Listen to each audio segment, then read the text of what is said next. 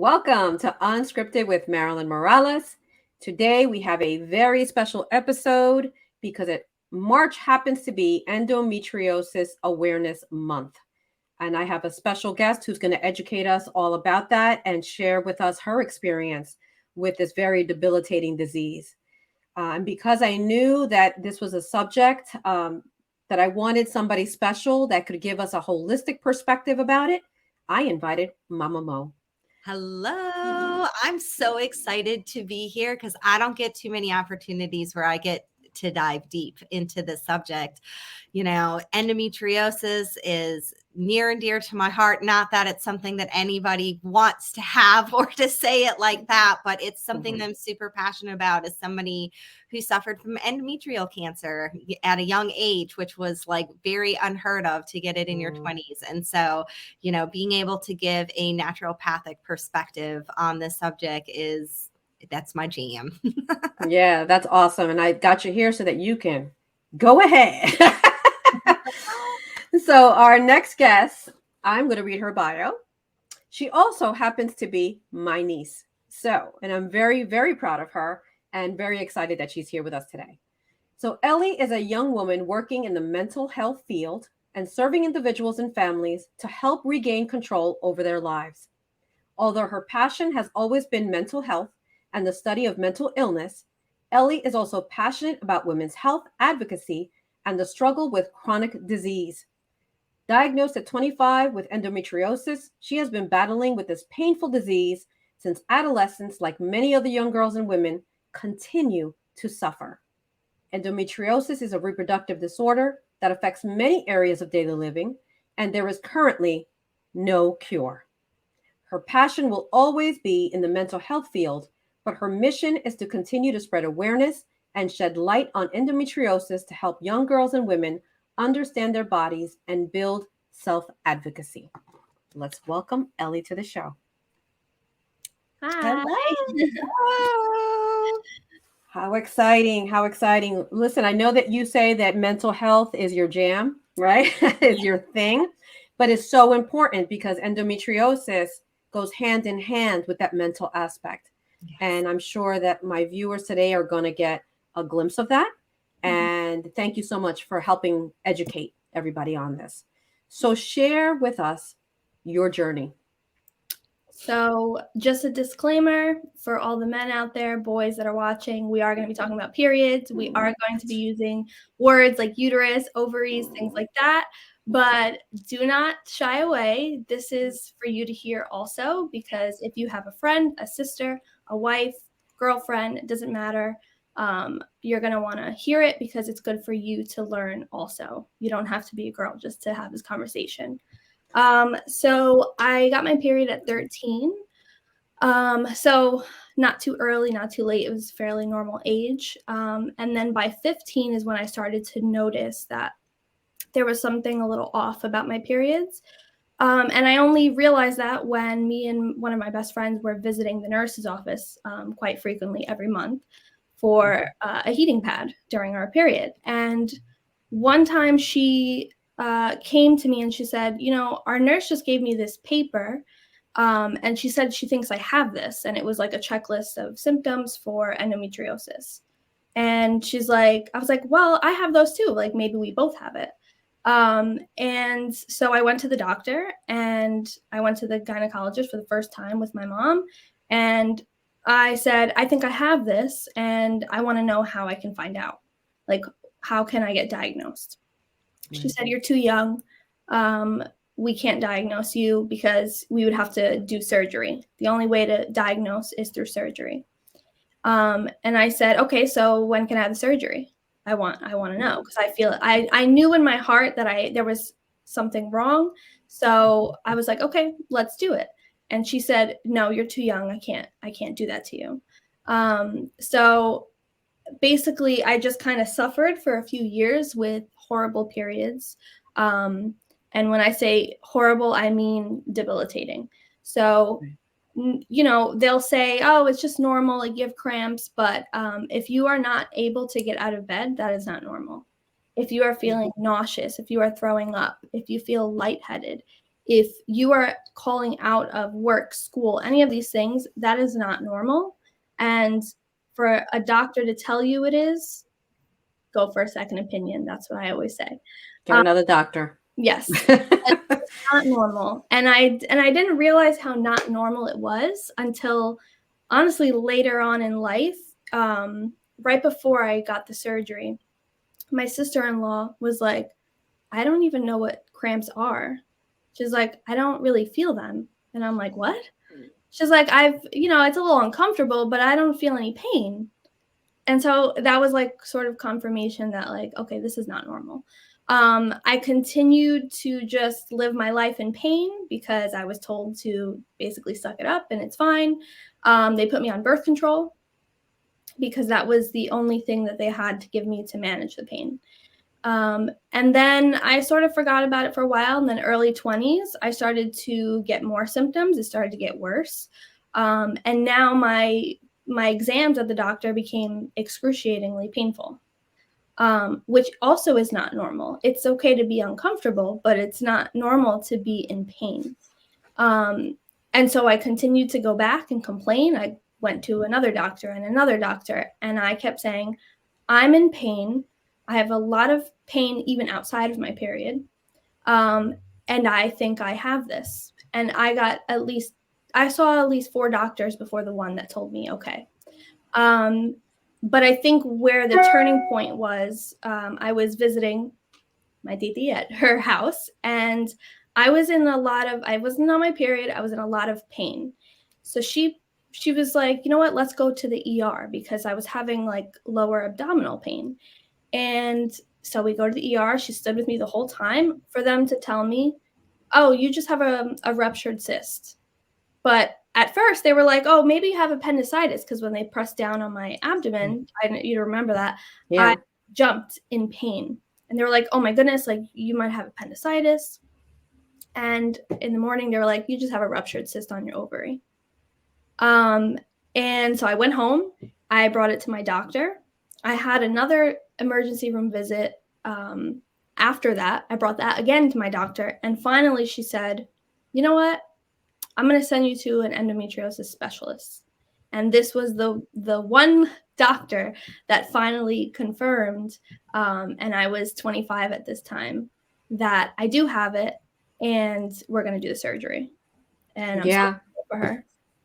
Thank God. And this is a span of 10 years, right? Of you struggling and trying to figure out and knowing that there was something wrong and being your own advocate and still falling on deaf ears, right? And Mama Mo? Oh, yes. No, I was just going to say, and that's really what it comes down to a lot of times is, oh, it's just a heavy period, or nobody wants to listen to you. It's not that big of a deal. And I hear that all the time, that you really have to be your own voice. You have to be your own advocate when you have issues, when you know that something is wrong. I mean, that's what happened with me too. Oh, it's just menorrhagia. Oh, you just have heavy clots. Like, oh, let's do all of these different things. And then all of a sudden it was like, oh no, I went and had, for me, a biopsy. And that was on a Friday. I got a phone call on Saturday, and by Tuesday I was in to have surgery. And so it was like, I went that whole span of time of nobody listening. And I think that's a problem with young adults, especially teenagers and those in their young 20s, and why they don't get diagnosed when they're supposed to, because they're not listened to.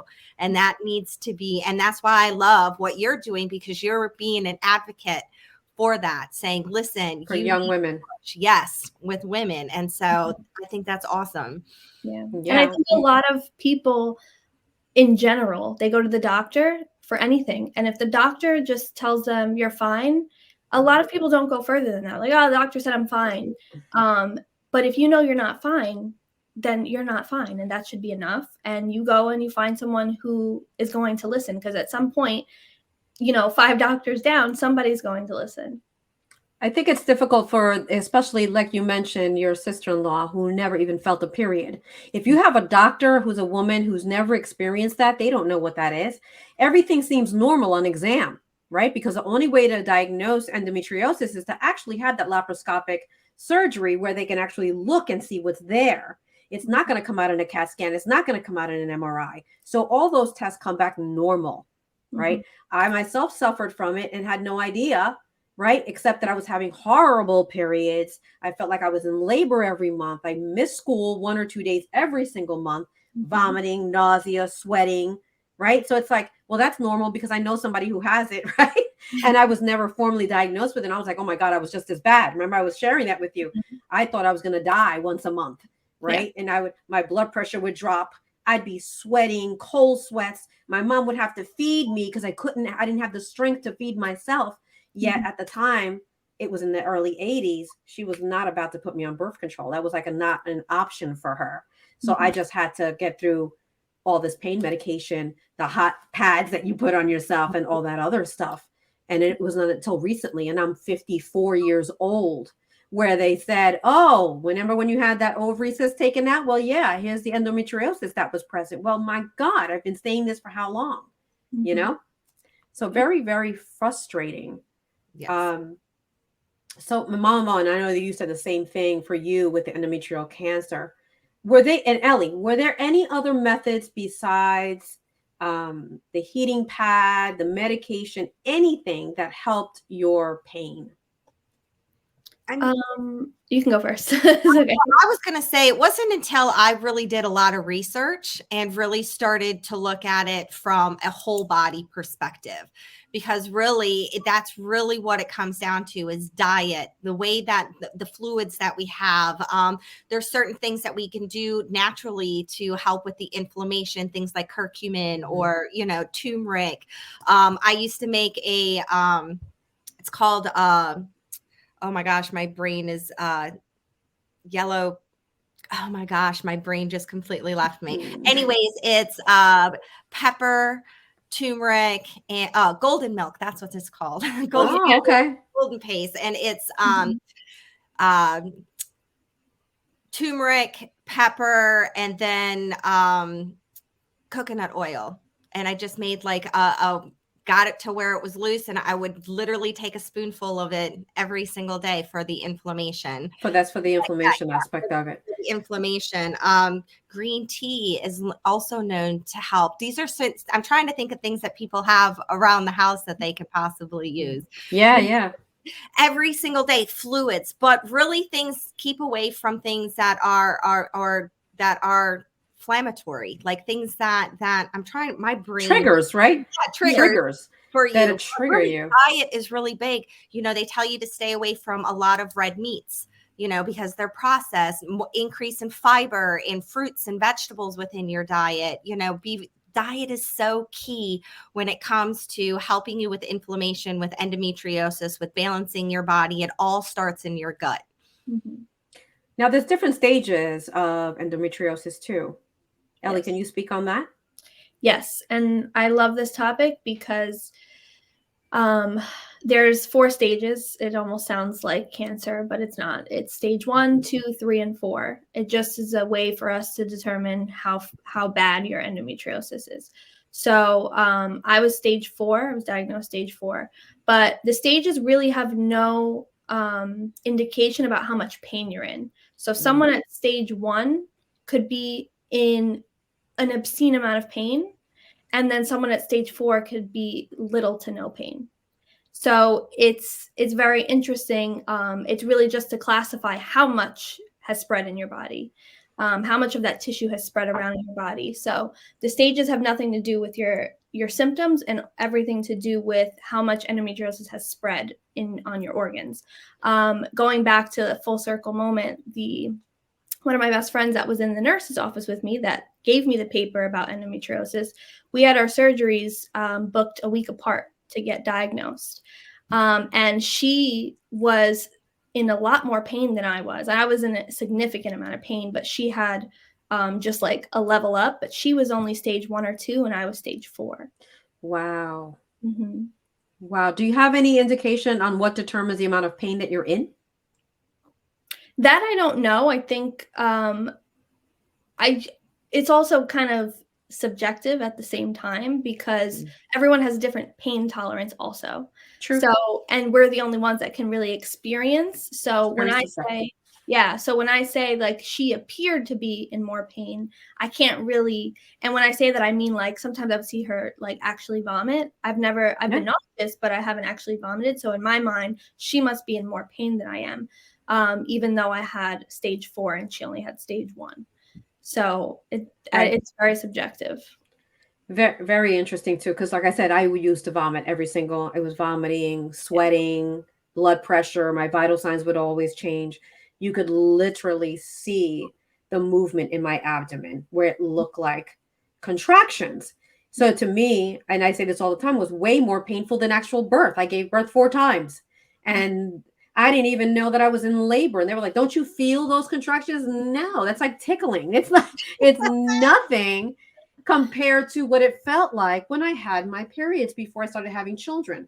I think having children, and they say that too, helps the discomfort of it. It stretches out your uterus. So, whatever that does, it 100% helped me because the discomfort did decrease. But it was still, and never as bad as when I was a young woman in my early 20s and a teenager. Never that bad, but still always bad. Still Yeah. always bad. Isn't that wild that we have to continue in that much pain, go to work, go to school? Like there's no sick day for that. Yet you're saying that it was more painful to be on your period every month than give birth. 100%. And they were like, okay, go to school, go to work. You're fine. Yeah, I didn't go. Yeah, well, you chose not to go, but I'm not going. You're not making me because I can't walk. And yeah. even at work, in order to function, and I was a nurse at the age of 17 years old, right? So I had to go to work, be on my feet, and you don't even get to go to the bathroom when you're a nurse, FYI. So no bathroom breaks, no breaks at all. And I was just loading myself up with ibuprofen. That Yeah. was an anti-inflammatory, and putting hot packs in between in order just to function and get through my day, which is Mhm. horrible. Yeah. Now, for a mental aspect, right? I know how that I felt like nobody else was like me and that nobody could understand me. Can we speak on the mental aspect of this and how it affected you? Yeah, so I think it's very isolating. They call it the like chronic illness in general, they call like the invisible illness club, but especially endometriosis, because you can't really see Mm, that something's wrong unless you allow people to see it. So a lot of the times, because I felt like, and I still feel this way, this is why I said disclaimer, we're going to be talking about periods, because I'm trying to, there was a time where you couldn't even say that. It was like, oh my God, you just said the word period. So a lot of the time I would, and I still do this now, where I hide my pain because to explain, if I look like I'm in pain, to explain to somebody why I'm in pain, it, if there's a man around or something like that, like I guess I just come from a generation where it's a taboo topic. You don't, it's kind of like, it's not ladylike to talk about those things. So I would a lot of times hide it so I didn't have to explain what was happening. Oh yeah, my ovaries, it's hurting me. And so yeah. it's very isolating in that aspect because you have to hide your pain a lot of the time. And then also you just kind of feeling defeated, like you're ready for your day, and then your body tells you no, you're not. And then you feel kind of bad, like, okay, I have to lay here now, but I had so many plans for today. And you feel depleted. You feel like you're at war with your body instead of you guys working together. Your body's giving up on you sometimes. So yeah, it's mentally isolating, I think. And I think Wow. too that we get to a point where we try to almost psych ourselves out as it's not really that bad because I grew up in a household that I was raised by my father, and so like I didn't Oh talk my about God. these things at all in any way, shape, or form. Like when I got my period, it was like secretive, like you know what I mean. So and then as you get older, it's kind of like it's just expected, like, oh, okay, well these are just cramps, or for those who have heavy periods, like I would clot. I would go through a Super Plus tampon and a pad and leak through everything, in an hour. And people were like, it would look like a blood scene, excuse me, when I'm saying this, when I would go to the bathroom and it was like, is this normal? Is this not normal? And then you go back to even talking to the doctors about it. And they're like, oh, you just have a heavy periods. And it's always downplayed.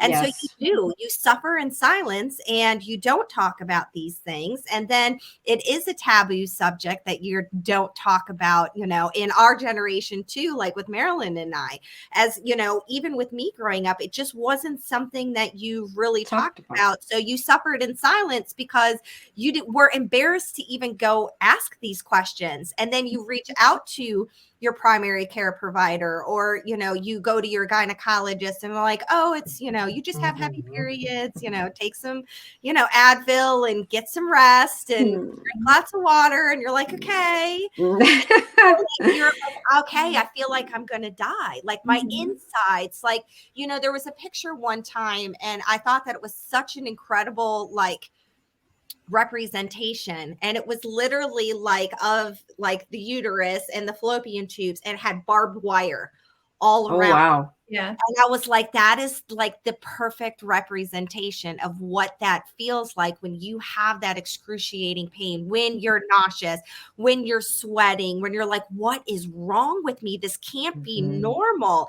But yet you feel like you can't talk to anybody about it. So you just kind of get up and you try to do the best that you can and you try to move forward in life. And it's exhausting. And then you have to go through that like for an entire week out of every month. So 25% of your life is being spent feeling like this. And people just, they don't get it. Yeah. And I think it's crazy that we're still feeling ashamed. You know, how many years later this is something that's been with us as long as we've been women, right? It's normal. Why can't we say, hey, I got my period. My uterus hurts. All right. Just stand back. Should be able to do that. And even within your family now, and this is the thing, a testament to Elly's father, who is my brother. Okay. And we are very close. When I was going through this, he would be the only one that would come around me to say, like, what's the matter with you? Right. Like you're laying around, and he knew once a month, because I'd be begging him. I thought I was going to die, and my mother wouldn't give me any more medicine. And now that I'm an adult, I know that I shouldn't gotten any more medicine. She had just given it to me. I had gotten 800 milligrams of ibuprofen. The pain wasn't going away, right? And I told him, give me some more. I remember this clearly. Go get me some more medicine. He was like, no, mom's going to kill me, right? I can't give you any more. And I was like, yes, you can. Go get it. So he went and he got me Tylenol, snuck it into me with some water, because he couldn't see me in pain, right? And he was always trying to make me laugh. So I will tell you this, he would make me, every time he saw me like that, he'd come in the room, he'd come in wherever I was and make me laugh, because he was like, do you feel better yet? Do you feel better? Because that's all he could do. But guess what? I felt better when he made me laugh. So then I started getting into the habit of, when I didn't have my brother anymore, that I would watch comedy. I would watch something like that, because if that made me laugh, my body would feel better. And we know why, right? Because endorphins are released and it acts just like morphine.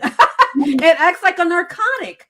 Yeah. So without him even knowing, he was treating me in a holistic manner that medicines couldn't do, by making me laugh.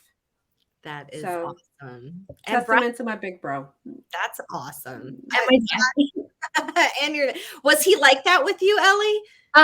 Well, thankfully to you, Didi, it was never a taboo topic, right? So it was never taboo in my home, because my dad understood. It was only taboo when I stepped out of my home with other people. So when all he had to know was that I was on my period, and he knew what I needed, leave me alone. There was no question. He was like, oh, okay. Very understanding, because I guess of that experience with you. Because he went through me every month, and he'd be like, what's the matter with you? Here we go again, right? But it was like, instead of making me feel bad, he was the one to come in and say, what can I do to help you? How can I help you? What do you need me to get for you? And I had another older brother. I have two older brothers and a younger sister, but everybody stayed away. When I was like that, everybody stays away from you. And then he would just sneak in and go, what can I do? You do that very well. Yeah, he sneaks in and he'll go in, and he does the same thing with her. And because we're so similar, she and I, he knows exactly stay away. Sometimes we need our distance because we're suffering, and we can lash out at you when we're like that, right? But he knows how to get around that. So she's very lucky to have him as her father, not just because he's my brother, but I actually also have a different experience because nothing worked. Holistically, nothing worked. I'm going to be very frank. I would lay there and wait for it to be over. That was the only way I coped. There was no, I would try everything and I would just, all right, we're just going to wait this out. Yeah. It'll be over. And eventually it does. It's over. But nothing worked. Laughter didn't work. Distraction didn't work. Medication didn't work. The only thing that worked was the surgery. It was the only thing that worked. Right. That's just insane. I just think that this whole thing is insane. And what do you think we can do now, aside from bringing the attention that we're doing right now, telling people? What would you tell right now somebody who's suffering? What would you tell them to do? I would tell them a few things. I would say, advocate for yourself. Don't take no for an answer. There is no. If you are in pain, you are in pain, and that's it. If a doctor doesn't listen, you find another one. And it's exhausting to have to do that, but you have to be your own advocate because the doctor's not going to do it for you. I would also say, educate yourself. Go to the website. It's down there below, endofound.org. It has all the information if you think you have it, or if you know someone that you think may have it. The website gives you a list of symptoms. It gives you all the information. There's a blog. You can listen to other people's stories. So I would say be your own advocate, do your research, and just continue to talk about it. This is not taboo. We can say the word period. We can talk about our pain. And it doesn't matter if you're a man or a woman. This information is for everybody. Yes. Beautiful. Mama Mo? She hit a lot of it on the head. Like, really boils down to being your own voice and your own advocate. Whether you're 16 years old or 26 years old or 36 years old, it doesn't matter. Like, you need to find, and even with me, because I have multiple things wrong with me, with my whole endocrine system, and it really has taken me doing my research, my due diligence, and figuring out what is what, so that when I go into the doctor's office, that I know what I'm talking about. I know what I'm advocating for, because knowledge is power. The more you know about whatever it is that you have an issue with, especially endometriosis, because it is taboo. It is a subject that's like, oh, you got cramps. It's not that big of a deal. Oh, you got a heavy period. Oh, it's not that big of a deal. It's always brushed under the rug. And you really do, unless you get lucky and you do get that one doctor that listens to you. But also, I would also say that things that you can do to, taking care of your body and taking care of your mental health, and it all starts in your gut. What are you putting into your body?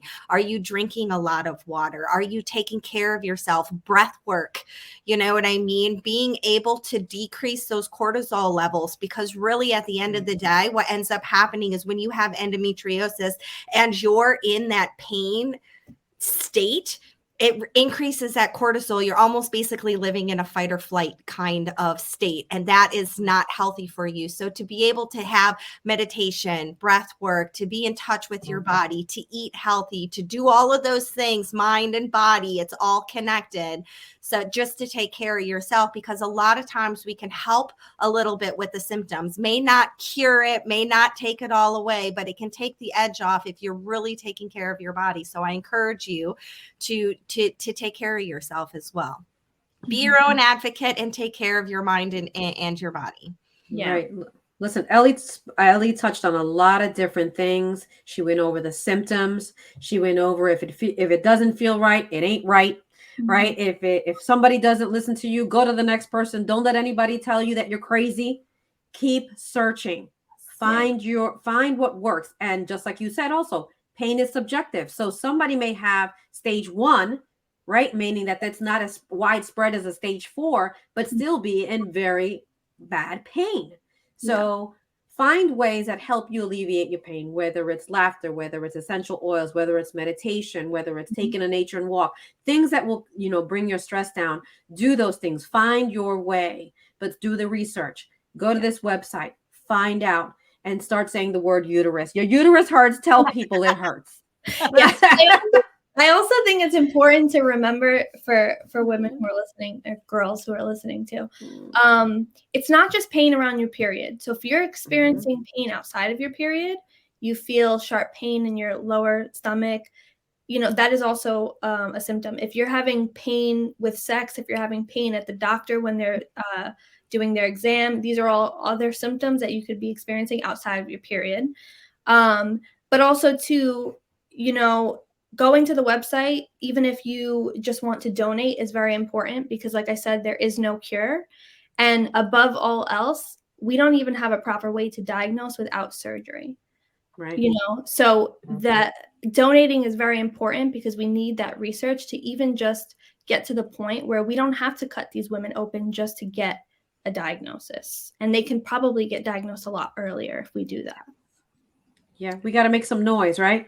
We as women, we got to make some noise so that they take us seriously and do the studies that we need.